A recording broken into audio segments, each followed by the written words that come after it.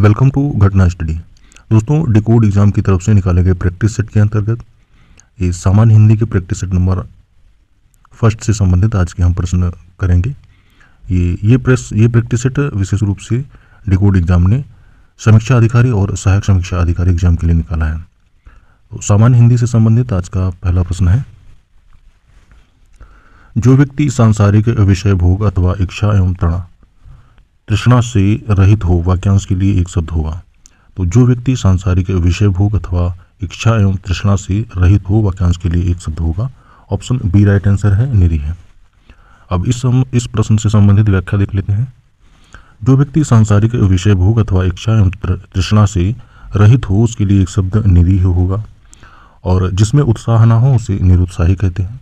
और सदा एक रूप रहने वाला या विशेषता से रहित उसको हम निर्विशेष कहते हैं। और जिसमें चमक ना हो उसे निष्प्रभ कहा जाता है। तो अगला प्रश्न देखते हैं, निम्नलिखित में से कौन सा एक युग्म सही सुमेलित है। तो राइट आंसर है इसका डी, किन्हीं घटनाओं का कालक्रम से किया गया वर्णन इतिवृत्त कहलाता है। ये सही सुमेलित है, बाकी के सारे गलत हैं। तो इसकी विशेषता इस प्रश्न का विश्लेषण देखते हैं। किन्हीं घटनाओं का कालक्रम से किया गया वर्णन इतिवृत्त कहलाता है। और जिसका शरीर बहुत छोटा हो उसे वितनु कहा जाता है। और देह रहित या बिना शरीर का इसे अतनु कहा जाता है। और अतनु शब्द ये कामदेव का पर्यायवाची है। उत्तराधिकार में प्राप्त संपत्ति को रिक्त कहा जाता है। और किसी के मरने के पूर्व उसी के द्वारा किसी को अपनी संपत्ति का वारिस घोषित करना ये वसीयत कहलाता है। और अध्यात्म के तत्वों अथवा ब्रह्मा को जानने वाला ये तत्वज्ञ कहलाता है। और अध्ययन करने वाला अध्येता कहलाता है। तो उम्मीद है आप लोगों को समझ में आ रहा होगा।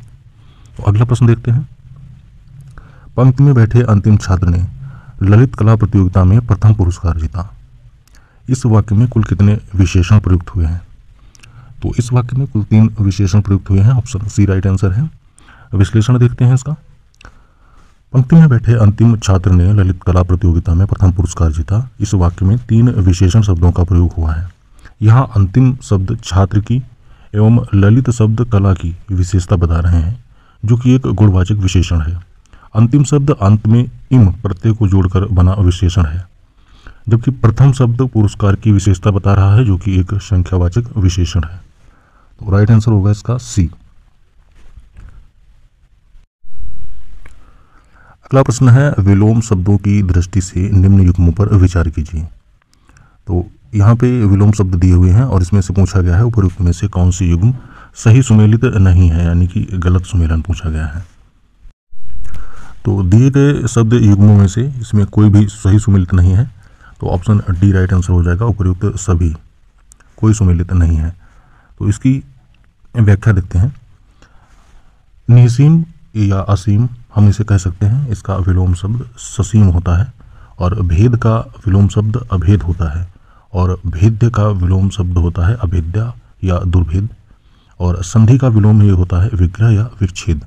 समास का विलोम व्यास होता है। और आमिष या सामिस एक ही शब्द है। आमिष या सामिस इसका विलोम होता है निरामिष। अगला प्रश्न देखते हैं, निम्नलिखित में से कौन सा एक निंद का विलोम शब्द नहीं है। तो निंद का विलोम शब्द ऑप्शन डी राइट आंसर है इसका, संध। ये शब्द निंद का विलोम नहीं है। व्याख्या देखते हैं इस प्रश्न की। निंद का अर्थ होता है जो निंदा के योग्य हो। इसका विलोम शल्याग, वंद या स्तुत्य होता है। कुछ अन्य महत्वपूर्ण विलोम शब्द हैं। संकल्प का विलोम विकल्प होता है। और स्पृहा का विलोम निष्पृहा होता है। और अनुरक्त का विलोम ये विरक्त होता है। और भ्रांत का विलोम निर्भ्रांत होता है। उत्कृष्ट का विलोम निकृष्ट होता है। अगला प्रश्न देखते हैं, निम्नलिखित में से कौन सा एक रात्रि का पर्यायवाची नहीं है। ऑप्शन डी राइट आंसर है इसका, क्रिया शब्द ये रात्रि का पर्यायवाची नहीं है।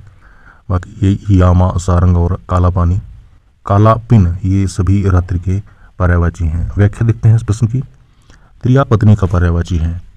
और पत्नी के अन्य पर्यायवाची होते हैं धर्मपत्नी, वल्लभा, कांता, हृदयशा, संगिनी, भार्या, गृहस्वामिनी, गृहलक्ष्मी, सहधर्मिणी, परिणीता, जोरू, सहचरी, प्रिया, वामांगिनी, बेगम, बेगम या अर्धांगिनी, वामा, वनिता, श्रीमती, रमणी, दारा, ये सभी पत्नी के पर्यायवाची हैं। और रात्रि के पर्यायवाची हैं यामिनी, शर्वरी, छपा, छगदा या छणदा, त्रियामा, तमी, तमिस्त्र, तमिस्त्र या विभा, विभावरी, रजनी, राका, वामा, दोष, यामा, निशीथ, सारंग, निशा, निशा और निश और रैन, ये सभी रात्रि के पर्यायवाची हैं। अगला प्रश्न है निम्नलिखित में से कौन सा एक सही पर्यायवाची शब्दों का युग्म है। तो सही पर्यायवाची शब्दों का युग्म है ऑप्शन बी राइट आंसर है करदम, चिकिल, कांदो और पंख। व्याख्या देखते हैं इस प्रश्न की। करदम, चिकिल, कांदो, पंख सभी कीचड़ के पर्यायवाची हैं और रक्तलोचन, हारीत, कपोत, परेवा, पारावत, पारावृति सभी कबूतर के पर्यायवाची हैं। रक्ततुंड, कीर, वक्रतुंड, शुक, शुआ, तुंड, दांडिम प्रिय, सुआ, शुगा ये सभी तोता के पर्यायवाची हैं। और तरवाल, तरवाल के पर्यायवाची हैं करवाल, तेग, कृपाण, भुजाली, खंजर, कटार, कत्ती, असी, शायक, चंद्रहास या खड्ग ये सभी तरवार की पर्यायवाची हैं, तरवाल की पर्यायवाची हैं। बाण के पर्यायवाची हैं नारच, विशिख, तीर, सिलीमुख, सर, सर या शर, शायक, तोमर, शायक, कलाप, सागुक, ईशु ये सभी बाण के पर्यायवाची हैं। और हाथी के पर्यायवाची हैं दीप, पील, हस्ती, गज, करी, करीस, कुंजर, गयंद, सिंधुर, कलभ, कुंभी, दंती, अनेकप, इभ, स्तंबेरम और द्विरद, नाग, नाग पूछा जा चुका है, नाग पर्यायवाची हाथी का है। और दृशुंडाल, वारण, वितुंड, वसुंधर और बक्कादंडी, बक्कादंती या मदकल, हरि ये सभी हाथी के पर्यायवाची हैं। और शेर के पर्यायवाची हैं हरियच्छ, शार्दुल, सिंह, वनराज, मृगराज, हरि, केहरि, वनहरि, चित्रक, नखायुध और दीप्त पिंगल, श्वेत पिंगल, मृगेंद्र, केशरी, पुंडरीक, शेर, व्याघ्र, नाहर, पंचानन, मृगारी और नाहर, केसरी, केसी ये सभी शेर के पर्यायवाची हैं। अब अगला प्रश्न देखते हैं। सूची फर्स्ट को सूची सेकंड से सुमेलित कीजिए तथा नीचे दिए गए कूट से सही उत्तर का चयन कीजिए। तो सूची फर्स्ट में दिया हुआ है शब्द और सूची सेकंड में उनसे संबंधित पर्यायवाची शब्द दिए हुए हैं। तो यहाँ पे चश्म का संबंध होगा आँख से, यानी कि सी का चौथा सही होगा। सी का ऑप्शन बी राइट आंसर रहेगा, सी का चौथा। ए का दूसरा होगा पश्म, इसका संबंध है पत्थर। अस्म का पर्यायवाची है पत्थर से और पश्म का पर्यायवाची है ये बाल और अब्द का पर्यायवाची है वर्ष। राइट आंसर यहाँ पे बी। अस्म का पर्यायवाची होता है पत्थर और पश्म का पर्यायवाची होता है बाल और चश्म का पर्यायवाची होता है आँख और अब्द का पर्यायवाची होता है वर्ष। पत्थर के अन्य पर्यायवाची हैं पाषाण, शिला, पाहन, प्रस्त, उपसंग, पाथर, शिल, पखान ये सभी पत्थर के पर्यायवाची हैं। और केस, लट, चूल, कच, कुंतल, अलक, चिकुर, गेशु, सिरोहू, पश्म ये सभी बाल के पर्यायवाची हैं। वर्ष के पर्यायवाची हैं साल, बरस, अब्द या वत्सर ये सभी वर्ष के पर्यायवाची हैं। और आँख के पर्यायवाची हैं दृग, अम्बक, विलोचन, नयन, नेत्र, अचि, चश्म, चख, चक्षु, लोचन, दीधा, ईक्षण या प्रेक्षण, प्रेक्षण ये सभी आँख के पर्यायवाची हैं। अगला प्रश्न है निम्नलिखित में से सीख का तत्सम शब्द है। तो सीख का तत्सम शब्द ऑप्शन सी में दिया हुआ है इसी का। इसी का शब्द ये सीख का तत्सम शब्द होगा, तो ऑप्शन सी राइट आंसर हो जाएगा इसी का। अगला प्रश्न है निम्नलिखित में से कौन सा एक तत्भव शब्द है। तो तत्भव शब्द यहाँ पे ऑप्शन सी में दिया हुआ है महात्मा शब्द, ये तत्भव शब्द है, ऑप्शन सी राइट आंसर हो जाएगा महात्मा। व्याख्या देखते हैं इस प्रश्न की। हिया का तत्सम शब्द हृदय होता है और मोर का तत्सम शब्द मुकुट होता है और महात्मा का तत्सम शब्द ये महात्मन होता है और कंवल इसका तत्सम शब्द कमल होगा। तो राइट आंसर हो जाएगा यहाँ पे सी। अगला प्रश्न है निम्नलिखित में से कौन सा एक तत्सम शब्द है। तो तत्सम शब्द यहाँ पे पूछा गया है। राइट आंसर है बी, ईंधन शब्द तत्सम शब्द है, तो राइट आंसर हो जाएगा ईंधन। व्याख्या देखते हैं इस प्रश्न की। सूत, सूत एक तत्भव शब्द है और इसका तत्सम सूत्र होगा। और ईंधन एक तत्भव शब्द है, इसका तत्सम शब्द ईंधन होगा। और आयुष एक तत्भव शब्द है और इसका तत्सम शब्द होगा आदेश। और पंगत एक तत्भव शब्द है और इसका तत्सम शब्द पंक्ति होगा। अगला प्रश्न देखते हैं। तत्भव तत्सम शब्दों की दृष्टि से निम्नलिखित में से कौन सा एक युग्म सही सुमेलित नहीं है? तो ऑप्शन ए में दिया हुआ है कंकड़ और करकट, ये शब्द सुमेलन सही नहीं है। बाकी के दूसरा का दूसरित होता है और कपड़ा का करपट होता है। और केंचुआ का ये किंचिकल होता है। बी, सी, डी सही सुमेलित हैं। ऑप्शन ए में दिया हुआ कंकड़ करकट का सुमेलन सही नहीं है। कंकड़ का तत्सम शब्द होता है करकर और केकड़ा का करकट होता है, दूसरा का दूसरित होता है, कपड़ा का करपट होता है। और केंचुआ का ये किंचिकल या हम किंचिकिल भी कह सकते हैं इसे। और केंचुली का इसका तत्सम होता है कंचुक या कंचुलिका। अगला प्रश्न है, जिस विकारी शब्द से संज्ञा की व्याप्ति मर्यादित होती है उसे क्या कहते हैं? तो जिस विकारी शब्द से संज्ञा की व्याप्ति मर्यादित होती है उसे विशेषण कहते हैं। ऑप्शन ए राइट आंसर है, विशेषण। जिस विकारी शब्द से संज्ञा की व्याप्ति मर्यादित या सीमित होती है उसे विशेषण कहते हैं। जैसे कि घोड़ा, संज्ञा से सभी घोड़ों का बोध होता है, लेकिन सफ़ेद घोड़ा कहने से केवल उन्हीं घोड़ों का बोध होता है जो सफ़ेद रंग के हैं। तो यहाँ पे राइट आंसर ए सही होगा इसका। अगला प्रश्न है, माँ ने खाने के साथ तनिक सा अचार परोसा। इस वाक्य में तनिक सा किस प्रकार का विशेषण है? तनिक सा किस प्रकार का विशेषण है? तो यहाँ पे राइट आंसर हो जाएगा डी, अनिश्चित परिमाणवाचक विशेषण। माँ ने खाने के साथ तनिक सा अचार परोसा, इस वाक्य में तनिक सा अनिश्चित परिमाणवाचक विशेषण है। परिमाणवाचक विशेषण, परिमाण का अर्थ होता है माप, और अतः ऐसे विशेषण शब्द जो संज्ञा या सर्वनाम के परिमाप मापतौल का बोध कराते हैं परिमाणवाचक विशेषण कहलाते हैं। जैसे 4 लीटर दूध, 1.25 सेर गेहूँ, कुछ घी, थोड़ा सा पानी। परिमाणवाचक विशेषण के भेद एवं उनके उदाहरण हैं निश्चित मापतौल का बोध, इसमें 1 मीटर कपड़ा। और अनिश्चित मापतौल का बोध, इसमें बहुत दूध, 2 लीटर ये निश्चित के अंतर आएगा और सारा धन ये अनिश्चित के अंतर्गत आएगा। 100 ग्राम जलेबी ये निश्चित मापतौल का बोध कराता है और ढेर सारा मक्खन ये अनिश्चित मापतौल का बोध कराता है। अगला प्रश्न अब देखते हैं हम लोग। निम्नलिखित में से एक विशेष शब्द चुनिए। तो विशेष शब्द इसमें से ऑप्शन सी में दिया हुआ है दर्शन शब्द, ये विशेष शब्द है और राइट आंसर हो जाएगा सी, दर्शन। तो निषेध इसका विशेषण निषिद्ध होता है और नगर एक विशेष शब्द है और इसका विशेषण नागरिक होता है। और दर्शन एक विशेष शब्द है, इसका विशेषण दार्शनिक होगा। और संसार एक विशेष शब्द है, इसका विशेषण सांसारिक होगा।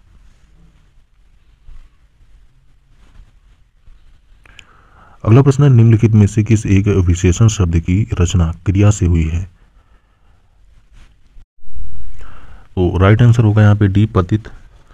पतित शब्द की रचना एक क्रिया से हुई है। ऑप्शन डी राइट आंसर हो जाएगा। बाकी के विकल्पों में दयालु, उन्नत और वैवाहिक ये सभी संज्ञा से इनकी उत्पत्ति हुई है। तो यहाँ पे राइट आंसर है डी, पतित शब्द की रचना क्रिया से हुई है। अगला प्रश्न है, वर्तनी की दृष्टि से निम्नलिखित में से कौन सा एक शब्द अशुद्ध है? तो वर्तनी की दृष्टि से अशुद्ध शब्द अनुग्रहित है। वर्तनी की दृष्टि से निम्न में से कौन सा शब्द एक अशुद्ध है? तो अशुद्ध शब्द ये अंतर्विष्ट शब्द अशुद्ध है। तो राइट आंसर हो जाएगा यहाँ पे डी, अंतर्विष्ट शब्द। अंतर्विष्ट नहीं बल्कि अंतर्निविष्ट होता है, तो ये शब्द अशुद्ध है।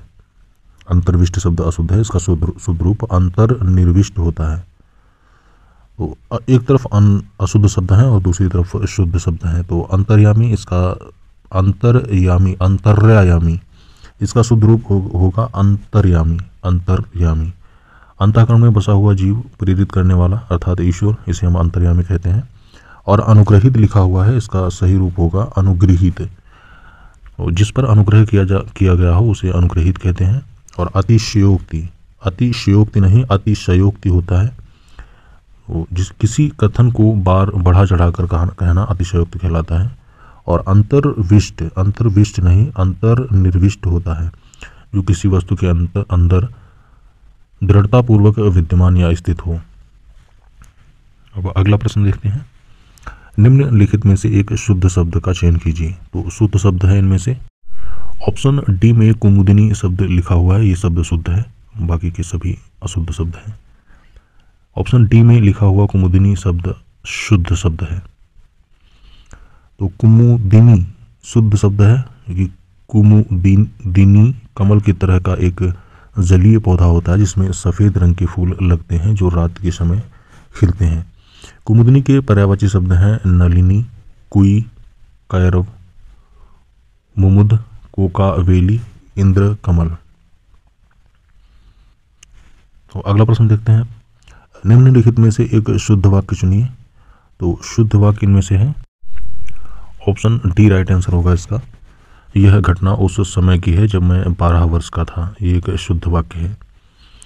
तो बाकी के हम लोग देख लेते हैं इसकी व्याख्या से। यह घटना उस समय की है जब मैं 12 वर्ष का था, शुद्ध वाक्य है। जबकि यदि यह लिखा होता कि यह घटना जब मैं 12 वर्ष का था उस समय की है, तो यह गलत हो जाता। अशुद्ध वाक्य, प्रस्तुत उदाहरण सेवा सदन से लिया है, ये अशुद्ध वाक्य है। इसका शुद्ध रूप होगा प्रस्तुत उदाहरण सेवा सदन से लिया गया है। शुद्ध वाक्य है संतों का सत्संग करना चाहिए, ये अशुद्ध है। और शुद्ध रूप होगा संतों का संग करना चाहिए।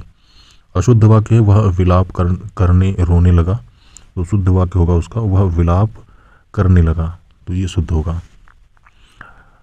अगला प्रश्न है निम्नलिखित में से एक शुद्ध वाक्य चुनिए। तो ऑप्शन बी राइट आंसर है इसका। यह दवाइयों की दुकान सबसे पुरानी है, यह शुद्ध वाक्य है। यह दवाइयों की दुकान सबसे पुरानी है, शुद्ध वाक्य है, जबकि अन्य सभी अशुद्ध हैं।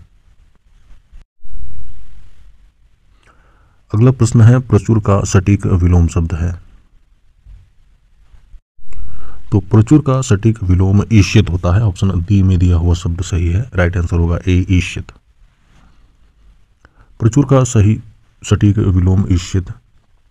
प्रचुर अत्यल्प अल्प होगा। तो पर्याप्त का विलोम होता है अपर्याप्त, और ईहा का विलोम होता है अनीहा, और इति का विलोम होता है अथ। अगला प्रश्न है विलोम शब्द की दृष्टि से निम्नलिखित में से कौन सा एक युग्म सही है। तो यहाँ पे सही युग्म की पहचान करनी है।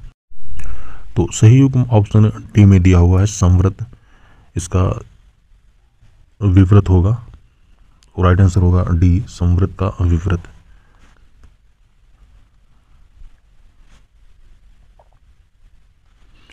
तो संयोग का विलोम वियोग होता है, और प्रयोग का विलोम अप्रयोग होता है। क्षमा का दंड होता है, और शुकर का विलोम दुष्कर होता है, और संवृत का विव्रत होता है।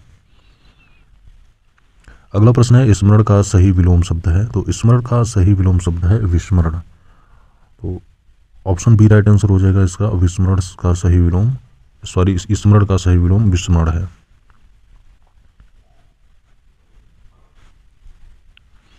अगला प्रश्न है सफरी पाठीन एवं झस निम्न में से किसके पर्यायवाची हैं। तो ये मछली के पर्यायवाची हैं। ऑप्शन बी राइट आंसर हो जाएगा मछली। सफरी पाठीन एवं झस इत्यादि मछली के पर्यायवाची हैं। मछली के अन्य पर्यायवाची हैं मकर, मीन, झग, मच्छी, माछ, जल जीवन, मत्स्य। भौरा के अन्य पर्यायवाची होते हैं अली, अलिंद, द्विफेर, चंचरीक, षटपाद, मकरंद, शिलीमुख, भृंग, मिलिंद, मधुलोभी, मधुपक्षी, मधुलीह, मधुबामन और मधुवत, मधुराज, ये सभी भौरे के पर्यायवाची हैं। और बिल्ली के पर्यायवाची होते हैं मरजारी, मरजार, विडाल, दीप्तलोचन, दीप्राक्ष, शालाव्रक और विलार या आखू भूक, ये सभी बिल्ली के पर्यायवाची हैं। अगला प्रश्न है, पर्यायवाची शब्दों की दृष्टि से निम्नलिखित युग्मों में से कौन सा एक सही सुमेलित नहीं है।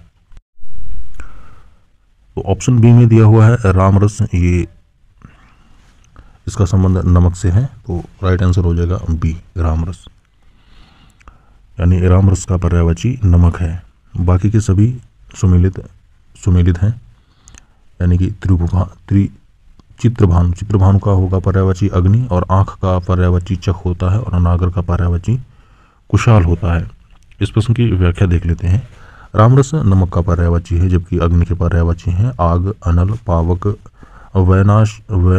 वैश्वानर, हुताशन, और कृषाणु, धूमकेतु, ज्वाला, रोहिताशु, वन्ही, सूचि, विभाषु, वायुशखा, धनंजय, ये सभी अग्नि के पर्यायवाची हैं। और निष्णात के पर्यायवाची हैं पटु, नागर, दक्ष, कुशल, चतुर, प्रवीण, शयान, ये सभी निष्णात के पर्यायवाची हैं। और आँख के पर्यायवाची हैं दृग, अम्बक, लोचन, नयन, नेत्र, अचि, चश्म, चख, चक्षु, लोचन, दीदा, इक्षण और प्रेक्षण। नमक के पर्यायवाची होते हैं राम, रस, क्षार, लवण और नोन। अगला प्रश्न है, निम्नलिखित में से कौन सा एक सरस्वती का पर्यायवाची है। तो सरस्वती का पर्यायवाची है, इसमें एक ऑप्शन ए में दिया हुआ है महाश्वेता। महाश्वेता ये सरस्वती का पर्यायवाची है। महाश्वेता सरस्वती का पर्यायवाची है। रुद्राणी पार्वती का और सौरंध्री द्रौपदी का, जबकि इंदिरा ये लक्ष्मी का पर्यायवाची है।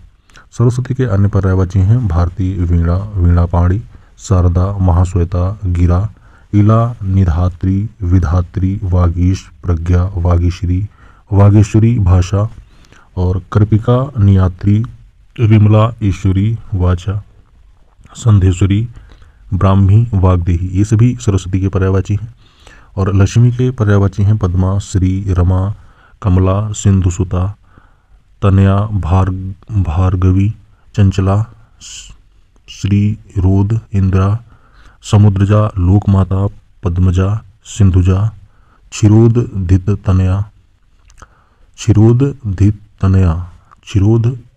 धितनया, विष्णुवल्लभा, क्षीरोद, हरिप्रिया, पद्मासन, ये सभी लक्ष्मी के पर्यायवाची हैं। और द्रौपदी के पर्यायवाची हैं कृष्णा, यज्ञसेनी, सैरंध्री, द्रुपद सुता और पांचाली, मुक्त, वेणी, वेदिजा, सत्यगंधा, पारस्ती और त्रिहायणी, ये सभी द्रौपदी के पर्यायवाची हैं।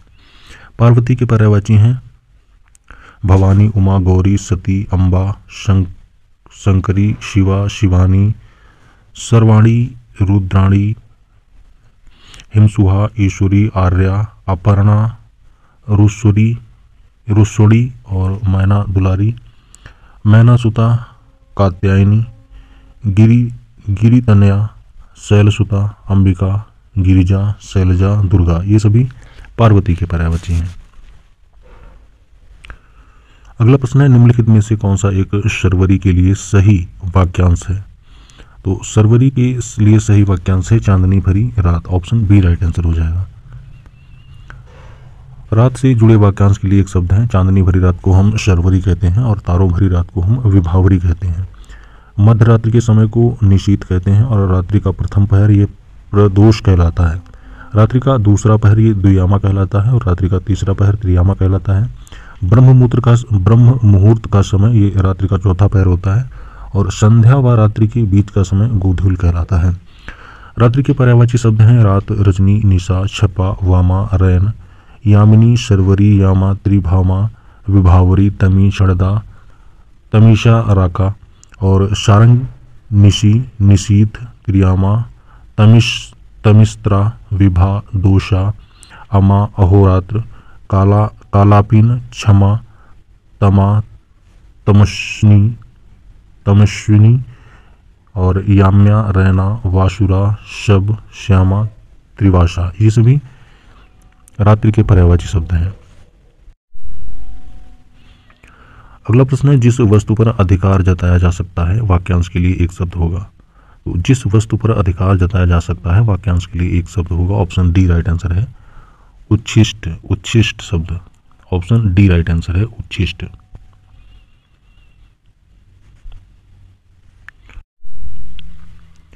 प्रश्न को एक बार फिर से देख लेते हैं इसे। जिस वस्तु पर अधिकार जताया जा सकता है वाक्यांश के लिए एक शब्द होगा। तो जिस वस्तु पर अधिकार जताया जा सकता है वाक्यांश के लिए एक शब्द होगा। ऑप्शन ए अध्यर्थ, अध्यर्थ, ऑप्शन ए राइट आंसर हो जाएगा। जिस वस्तु पर अधिकार जताया जा सकता है वाक्यांश के लिए एक शब्द अध्यर्थ होगा। और पश्चिम दिशा जिसमें सूर्य अस्त होता है उसको हम अथ मना कहते हैं। और अत्यंत सूक्ष्म या छोटा होने की शक्ति प्राप्त होना ये अणिमा कहलाता है। और खाने के बाद बचा हुआ भोजन उच्छिष्ट कहलाता है। अधिकार से संबंधित कुछ अन्य वाक्यांश हैं। अधिकार में आया हुआ अधिकार प्राप्त इसे हम अधिकृत कहते हैं। और अधिकार पूर्वक कहा गया या किया गया इसे आधिकारिक कहते हैं। और किसी वस्तु के क्रय विक्रय का एक छत्र अधिकार या अकेले आदमी का अधिकार ये एकाधिकार कहलाता है। और जिस पर अपना अधिकार हो उसे आत्मनीन कहते हैं। अगला प्रश्न है निम्नलिखित में से कौन सा एक शुद्ध है। तो इनमें से शुद्ध वाक्य है, ऑप्शन डी राइट आंसर होगा। किसी ग्रंथ के परवर्ती काल में उसके पीछे जोड़ा गया अंश छेपक कहलाता है। ऑप्शन डी राइट आंसर है। जो चीज़ मूल्य देकर भी प्राप्त ना की जा सके उसे हम अमूल्य कहते हैं। और जिस चीज़ का बहुत मूल्य देना पड़े उसे बहुमूल्य कहते हैं। और जो हथियार फेंक कर चलाया जाए उसे अस्त्र कहते हैं। और जो हथियार हाथ से पकड़ कर चलाया जाए उसे शस्त्र कहते हैं।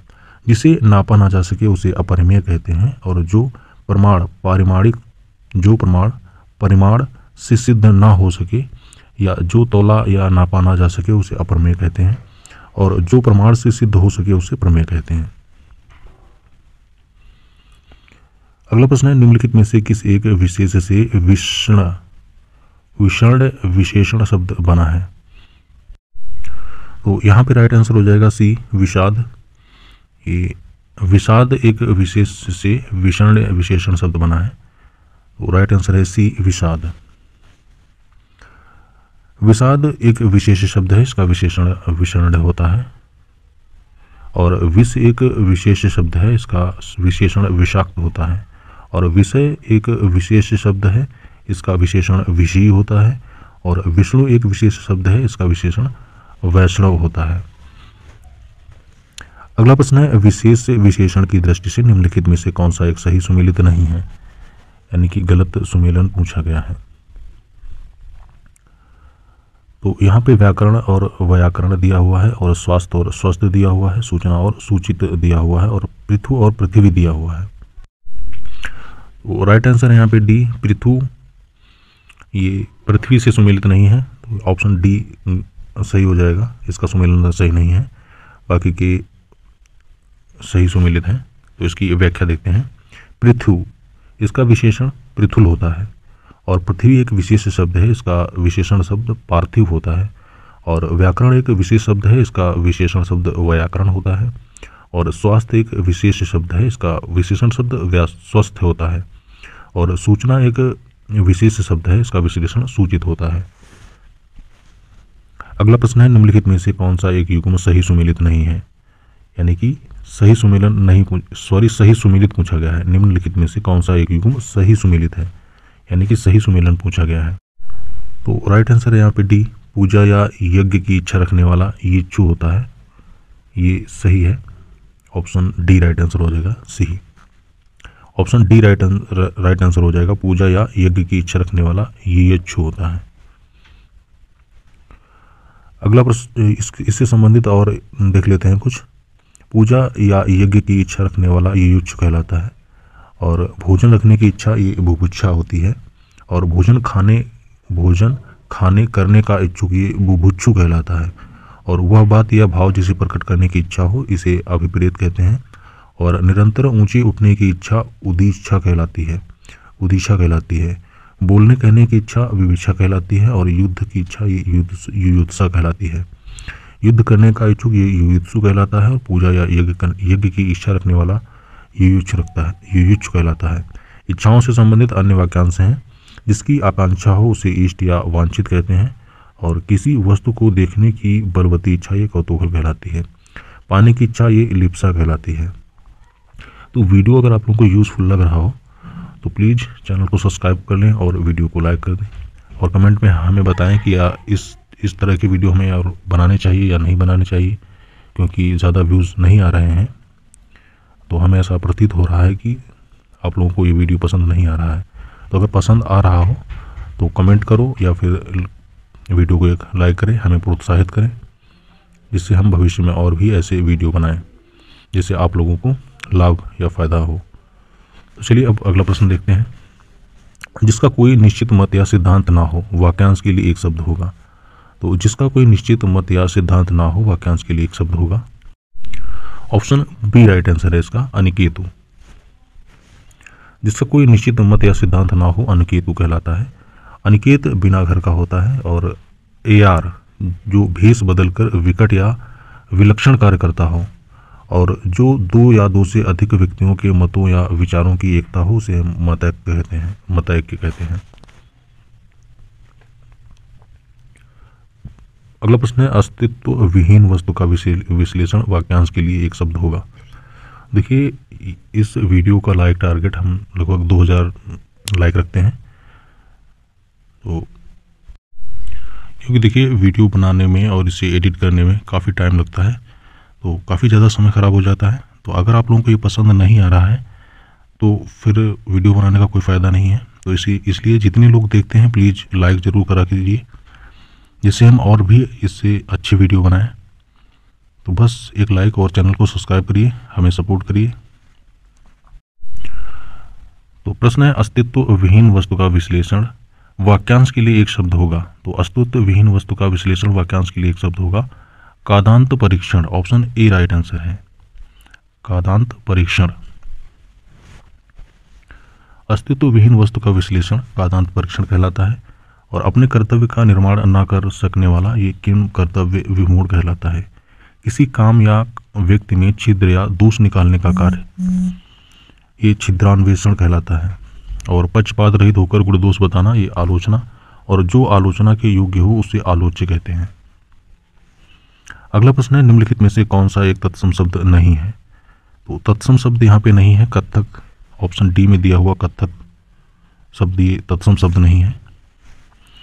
कुछ तद्भव और तत्सम शब्द देख लेते हैं। या आहेर, इसका तत्सम होता है आखेट, और कलशा एक तद्भव शब्द है, इसका तत्सम शब्द कलश होगा। और गवैया एक तद्भव शब्द है, इसका तत्सम शब्द गायक होगा। और कत्थक एक तद्भव शब्द है, इसका तत्सम शब्द कथक होगा। अगला प्रश्न है, कुव का तद्भव रूप होगा। कुव का तद्भव रूप होगा। तो कुव का तद्भव रूप होगा कुई। ऑप्शन सी में दिया हुआ है कुई। कुई शब्द ये कुव का तद्भव शब्द होगा कुई। कुआं का तत्सम होता है कूप, और कुई का तत्सम होता है कुव। और कौवा काग, इसका तत्सम होता है काक। कुछ अन्य महत्वपूर्ण शब्द हैं तद्भव और तत्सम। कुटिया एक तद्भव शब्द है, इसका तत्सम कुटी होता है। और कुनकुना एक तद्भव शब्द है, इसका तत्सम शब्द होगा कदुष्ण। और कुबड़ा एक तद्भव शब्द है, इसका तत्सम शब्द होगा कुब्ज। और कुल्हड़ एक तत्सम शब्द है, इसका तत्सम शब्द होगा कुल्हड़ या कुल्हरिका। अगला प्रश्न है, तद्भव तत्सम की दृष्टि से निम्नलिखित में से कौन सा एक युग्म सही सुमेलित है। तो सही सुमेलन इसमें पूछा गया है। तो ठंडा एक तद्भव शब्द है, और इसका तत्सम शब्द होगा स्तब्ध।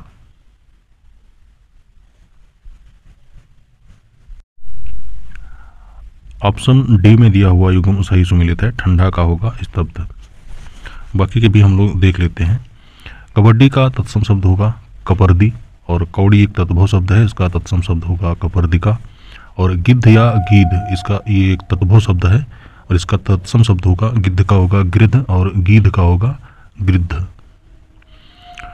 और गीदड़ एक तद्भव शब्द है, इसका तत्सम शब्द गृद्ध होगा या गृद्ध। और केला एक तद्भव शब्द है, इसका तत्सम शब्द कदली होगा। खेल एक तद्भव शब्द है, इसका तत्सम शब्द केली होगा केली। और ठंडा एक तद्भव शब्द है, इसका तत्सम शब्द स्तब्ध होगा। अगला प्रश्न है, विलोम शब्द की दृष्टि से निम्नलिखित में से कौन सा एक युग्म सही सुमेलित है। तो यहाँ पे सही सुमेलन पूछा गया। तो विलोम शब्द की दृष्टि से ऑप्शन सी में दिया हुआ युग्म सही सुमेलित है। वैषम्य का साम्य होता है, ये सही सुमेलन है। बाकी के भी हम लोग अब देख लेते हैं। सगुण का विलोम निर्गुण होता है और सद्गुण का दुर्गुण होता है, और निवृत्त का प्रवृत्त होता है और निवृत्ति का प्रवृत्ति या प्रसूति होता है। आवृत का अनावृत होता है और वैषम्य का साम्य होता है।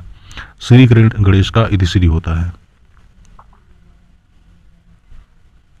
अगला प्रश्न है, निम्नलिखित में से कौन सा एक युग्म विलोम शब्द की दृष्टि से अशुद्ध है? तो अशुद्ध शब्द पूछा गया है यहाँ पे।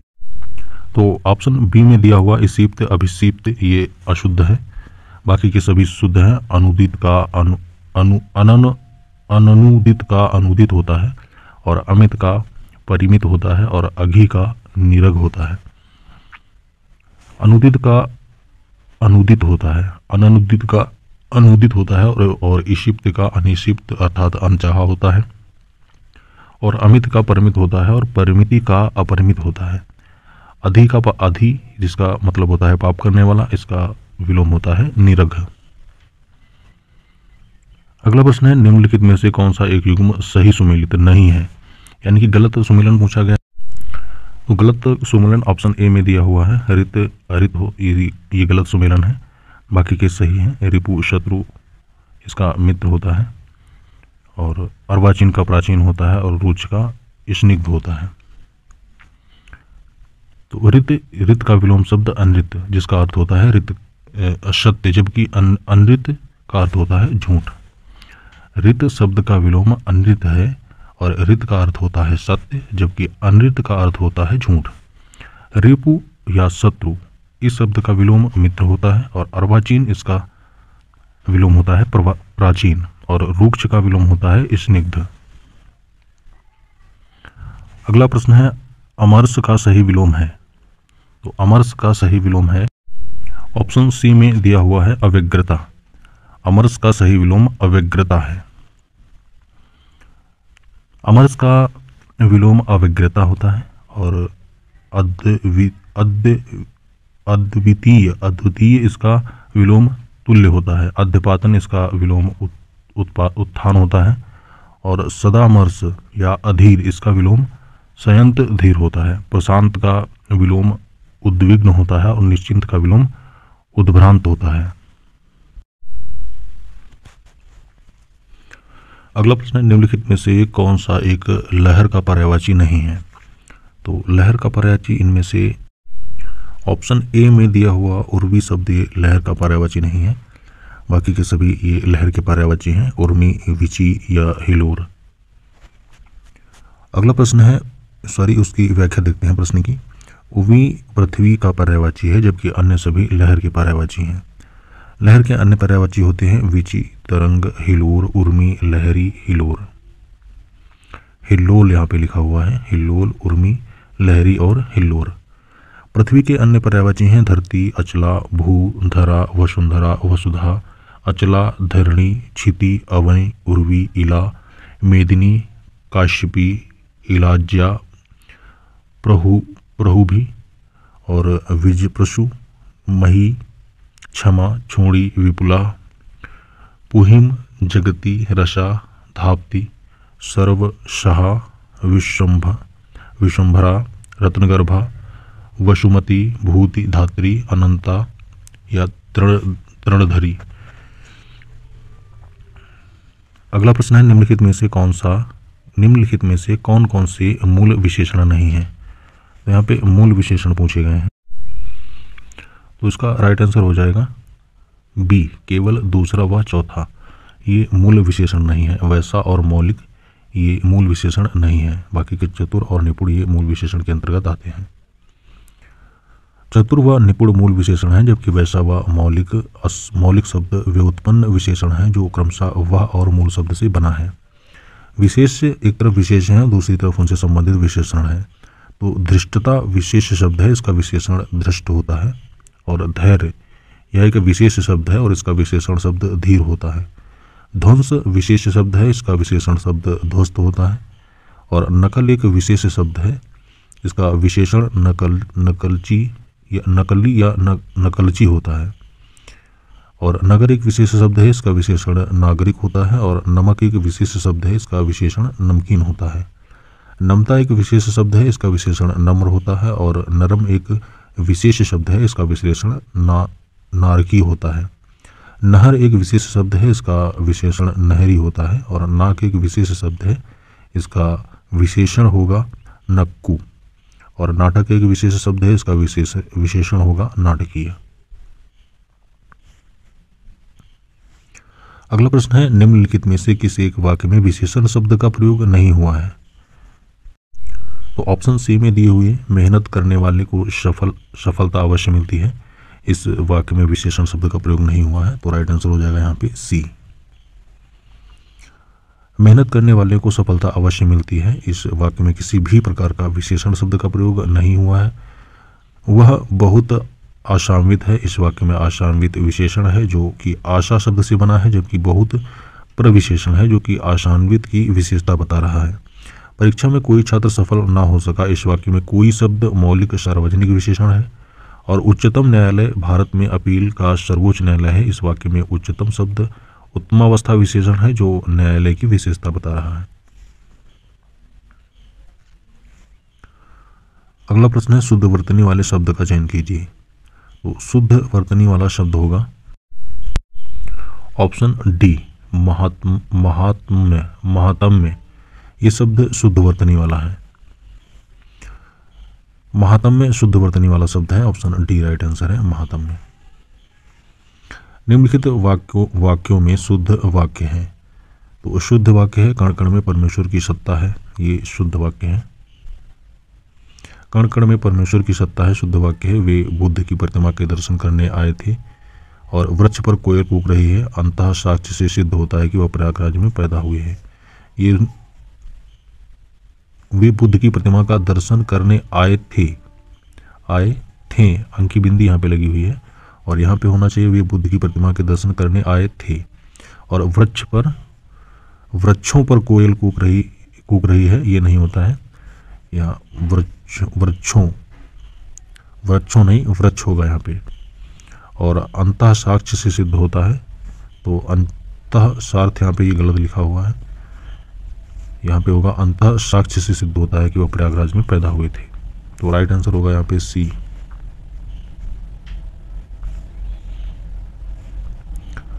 अगला प्रश्न है, निम्नलिखित में से शुद्ध वाक्य कौन सा है? वो शुद्ध वाक्य यहाँ पे बताना है कौन सा है। भारत में अनेक जनजातियां हैं, यह वाक्य शुद्ध है। बाकी के अशुद्ध वाक्य हैं, उसे अनुत्तीर्ण होने की आशा है, तो उसे अनुत्तीर्ण होने की आशा नहीं होती है, उसे अनुत्तीर्ण होने का भय होता है। और वन में प्रातःकाल के समय बहुत ही सुहावना दृश्य होता है, तो यहाँ पे प्रातःकाल और समय एक ही साथ आ गया है, तो प्रातःकाल का दृश्य बहुत ही सुहावना होता है। और ऑप्शन डी में है, बगीचे में फूलों में भौरे गुंजन कर रहे हैं। तो बगीचों में भौरे यानी कि बगीचे में होगा, बगीचे में फूलों पर भौरे गुंजन कर रहे हैं। और इसमें क्या है, बगीचे में फूलों में नहीं होगा, फूलों पर होगा। तो यहाँ पे राइट आंसर है सी है, तो उसे राइट आंसर हो जाएगा सी। भारत में अनेक जनजातियां हैं, शुद्ध वाक्य है। अगला प्रश्न है, निम्नलिखित में से कौन सा विशेषण की दृष्टि से सही युग्म है? तो विशेषण की दृष्टि से सही युग्म है, तो विशेष्य और विशेषण की दृष्टि से सही युग्म ऑप्शन सी में दिया हुआ है, अनुभूति का अनुभूत होता है। तो आरण्य एक विशेषण शब्द है, इसका विशेषण आरण्यक होगा। और अवरोध एक विशेष शब्द है, इसका विशेषण होगा अवरुद्ध। अनुभूति एक विशेष शब्द है, इसका विशेषण होगा अनुभूत। और अनुराग एक विशेष शब्द है, इसका विशेषण होगा अनुरक्त या अनुरागी। अगला प्रश्न है, निम्नलिखित में से अशुद्ध वर्तनी वाला शब्द कौन सा है? अशुद्ध वर्तनी वाला शब्द होगा इसमें ऑप्शन ए में दिया हुआ ललायित शब्द, ये अशुद्ध है। बाकी के सभी शुद्ध शब्द दिए हुए हैं। तो अमरस का शुद्ध रूप होता है व्यग्रता, और ललायित का होता है लालायित, और मनयज्ञ का होता है मनोयज्ञ, और प्राणी वृंद का होता है प्राणी वृंद, और राज्याभिषेक का होता है राज्याभिषेक। अगला प्रश्न है, उपरोक्त विषय पर व्यावहारिक साम्यवाद तार्किक निष्प्रत उपरोक्त विषय पर व्यावहारिक साम्यवाद तार्किक निष्पत्ति प्रस्तुत करने में मदद करेगा। उपरोक्त विषय पर व्यावहारिक साम्यवाद तार्किक निष्पत्ति प्रस्तुत करने में मदद करेगा। इस वाक्य में कुल कितनी अशुद्ध वर्तनी के शब्द हैं? तो ऑप्शन सी इसका राइट आंसर है। केवल तीन अशुद्ध वर्तनी के शब्द हैं। तो उपरोक्त विषय पर व्यावहारिक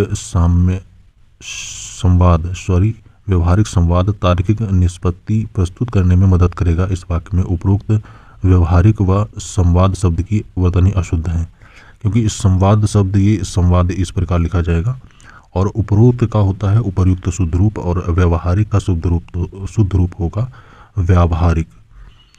तो नियम होगा इसका सम उपसर्ग के बाद या र ला व शा हा आदि ध्वनि हो तो माँ को हमेशा अनुस्वर ओ के रूप में लिखते हैं, जैसे संयम, संलग्न, संगर, संसर्ग और संरचना, संरक्षण आदि। अगला प्रश्न है विलोम शब्द की दृष्टि से निम्नलिखित में से कौन सा एक युग्म सही सुमेलित नहीं है, यानी कि गलत सुमेलन पूछा गया है। तो ऑप्शन ए में दिया हुआ है एकत्र, विस्तीर्ण, ये सुमेलन सही नहीं है। बाकी के जारज और औरस ये सही विलोम शब्द है। और निषिद्ध का विलोम विहित होता है और ऋजु का विलोम वक्र होता है। तो यहाँ पे देखते हैं एकत्र का विकीर्ण होता है और संकीर्ण का विस्तीर्ण विलोम शब्द होता है और जार्ज शब्द का विलोम औरस होता है और निषिद्ध का विलोम ये होता है विहित या आदिष्ट और ऋजु का विलोम होता है वक्र। तो तालाब का पर्यायवाची शब्द है, इनमें से तालाब का पर्यायवाची शब्द है।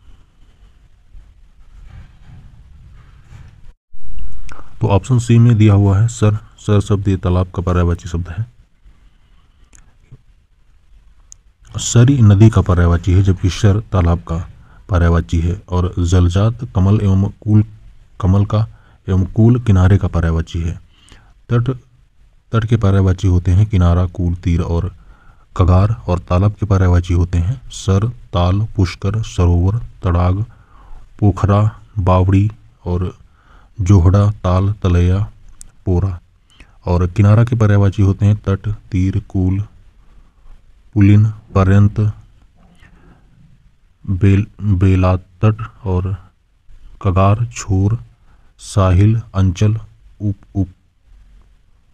उप क्षेत्र, ये सभी किनारा के पर्यायवाची होते हैं। और नदी के पर्यायवाची होते हैं निम्नगा, कुलकषा, सरिता, शरी, धुनी, आपगा, सरित, नोचगा, तटनी, प्रवाहिनी, शर्करी, निर्झरी, कुलंकषा, जलमाला और नंद, तरंगिणी, रजवती, स्रोतस्विनी और शैवालिनी और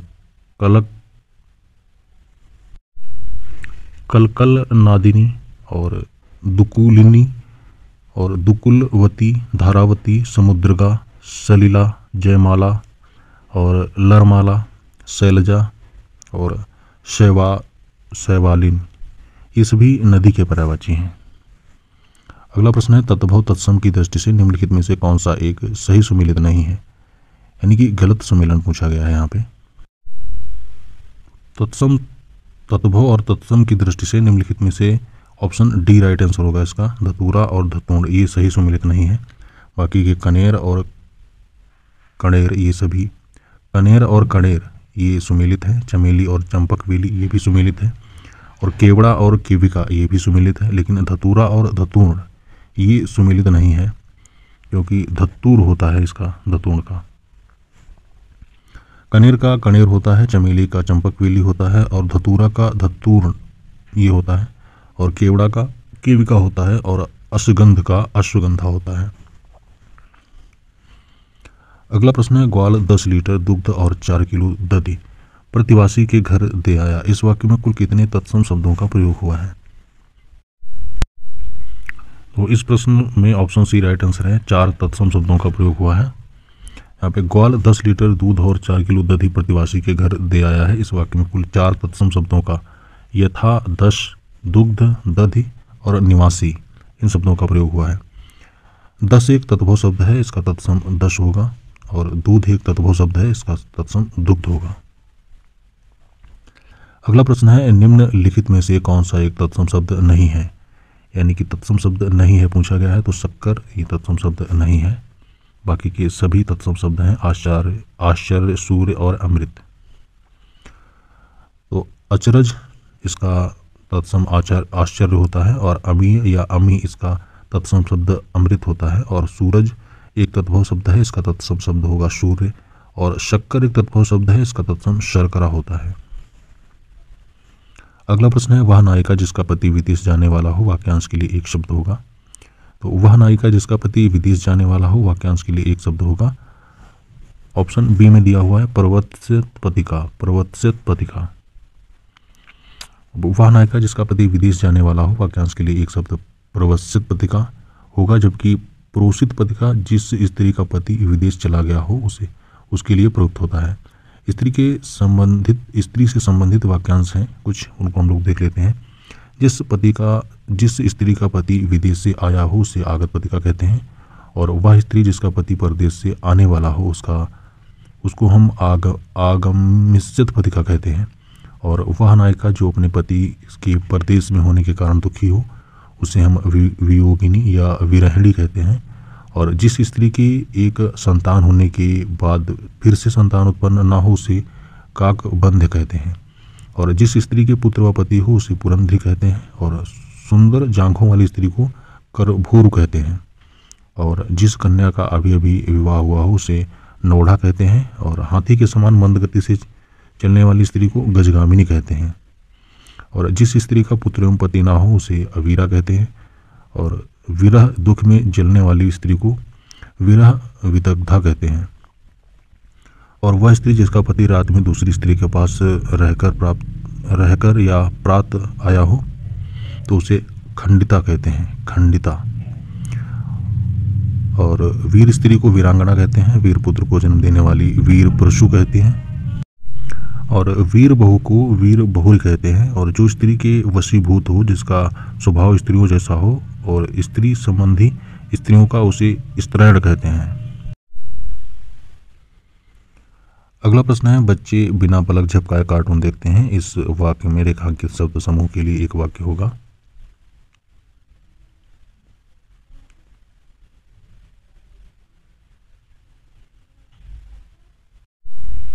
तो बच्चे बिना पलक झपकाए कार्टून देखते हैं, इस वाक्य में रेखांकित शब्द समूह के लिए एक वाक्य होगा निर्निमेष। ऑप्शन बी राइट आंसर है, निर्निमेष।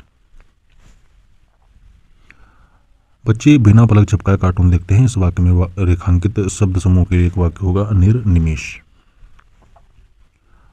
अगला प्रश्न है, निम्नलिखित में से कौन सा एक वसन का पर्यायवाची है।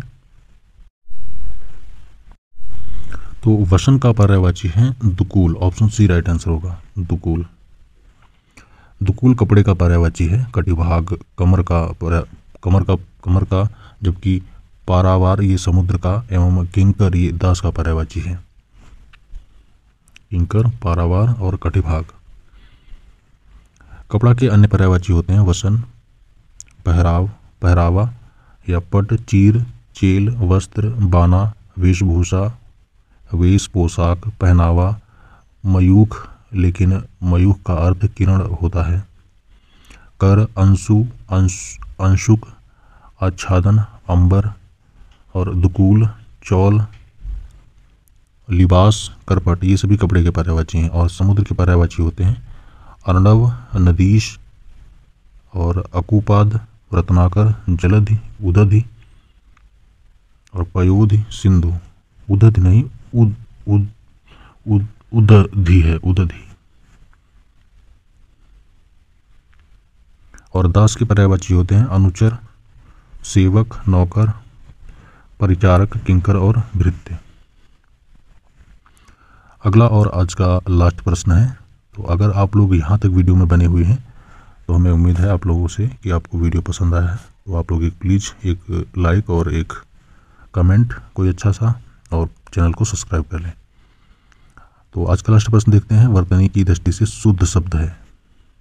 तो वर्तनी की दृष्टि से शुद्ध शब्द होगा ऑप्शन बी अहल्या। अहल्या शब्द वर्तनी की दृष्टि से शुद्ध शब्द है।